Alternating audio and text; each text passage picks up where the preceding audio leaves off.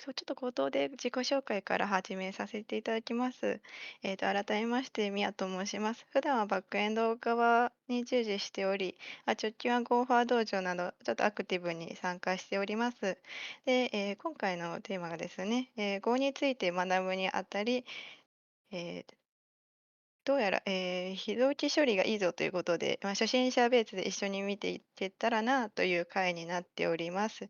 初めての登壇なので緊張しておりますが、温かい目で見ていただければ幸いです。はい。まず、スライド失礼いたします。まず、この、並行処理モデル入門編ということで、一緒にステップを見ていきましょう。Go にはですね、非同期処理という言葉が、言語の公式など、キーワードとして、明示的には、定義されているわけではないんですが、非同期っぽい動きを実現することができます。はい。こちら、並行処理と並列処理について、入門者、私自身もですね、学ぶ際に、えっと、並行処理の話をしていたのに、相手がそれを並列だと思っていたといった、ディスコミュニケーションが発生するので、そちらをちょっと見ていきたいと思います。まず、並行処理はですね、ちょっとこちらのゴーファークの可愛いイラストが一番わかりやすかったので、引っ張ってきました。こちら、並行処理の場合、複数の処理を同時に進んでいる風に見せるけど、実は一人のゴーファー君が、分身ですね、タスクを切り替えて行っているイメージとなっております。えーと並列処理が、複数の仕事を同時に進めるといった複数人がそれぞれの、仕事を分散した処理になります。で、まず次がゴールーチンについてです。こちらゴールーチンとは、軽量な並行処理スレッドみたいなものと思っていただければ良いです。頭にですね、Go という、えー Go と関数名引数を、記載するとそちらが実現できます。はい。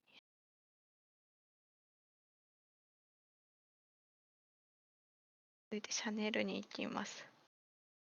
チャンネルはですね、ゴールチン同士を通信するための、ポストというような、手紙を送り合うようなイメージです。で、こちらは、ちょっとサンプルをちょっと書かせていただき、こちら、チャンネルから送信の場合が、左ですね。演算子のような、書き方となっております。で、チャンネルへ送信します。で、こちらちょっと、チャンネルクローズといったものを書かせていただいているのですが、こちらを使う用途としては、1回しか使わない場合は、閉じるの必要は特にない。使わなくても問題ないのかなと、入門レベルでは思っております。はい。ループなので受け取る際に複数の値を、えー送信するときに必要なイメージですね。はい。じゃあ次、シンクパッケージといったものを説明します。こちらは、複数のゴールチンのこの計量スレッドの間でデータリクエストやリソースの安全な共有を管理するための、機能となっており、いろんなものがあるのですが、ちょっと頭から順番に説明します。ちょっとシンクミューティクスですかね。こちらは一人だけがデータを変更できるような仕組み。使い始めるときに、鍵をかけて終わったら、えーアンロックで開けるといった、オートロック式のお家をイメージしていただくと、より分かりやすいのかなと思います。続いてが、シンクウェイトグループですかね。こちら複数の作業のゴール値が全部処理が終わるまで待つための仕組みです。全員集まるまで次の場所に行かないというルールのようなものになります。で、続いてがちょっと読み方が合ってるのかな。シンク RW ミューティックス。こちらが読むだけなら多くの人が同時にできるけど、書き換えたいときは一人だけといった、なんか、まあ、管理によって用途が分けられるのかなといったイメージになります。最後、ワンスですね。こちら、プログラムの中で何度呼ばれても一度だけは実行される。初期化処理などで使っているイメージとなっております。はい。この、並行処理モデルをする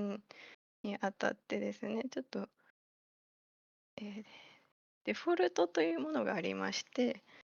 そちらを使う文といたしまして、ちょっとすみません、スライドをちょっと一旦次に進めさせていただきます。スイッチ文またはセレクト文で、えーどの条件にも一致しないときに実行される処理を、作るといったコードがありまして、すみません、ちょっと用途といたしましては、スイッチ文が、普段使いの条件文だったり、